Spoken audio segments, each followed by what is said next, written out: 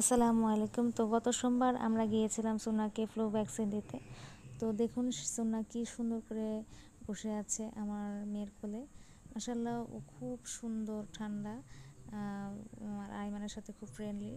তো যাই হোক, ওকে আমরা প্রথমে বক্সে নিয়েছিলাম, ও খুবই দেখলাম চিৎকার করতেছে। তো আর আপু বলতেছে ওকে বের করে আপনারা একটু শান্ত করুন, ও ভয় পাচ্ছে। যাই হোক, আপুরও দুটা কিটেন ক্যাট নিয়ে আসছিলো, ও দুটো খুবই অসুস্থ ছিল এবং ডাক্তার দেখানোর পর তাকে সাজেস্ট করলো স্লাইন দেওয়ার জন্য। তো ওকে স্লাইন দিচ্ছিলো। আর পাশের চেম্বারে ডাক্তার সাহেব আমাদেরকে সোনাকে ডাকতে নিয়ে আসলেন। নিয়ে আসার পরে ওকে দেখলো, দেখার পরে ওকে ফ্লু ভ্যাকসিন দেওয়ার জন্য প্রিপারেশন নিল এবং খুব সুন্দর যত্ন সহকারে ডাক্তার সাহেব ওকে ফ্লু ভ্যাকসিনটা পুশ করে দিল।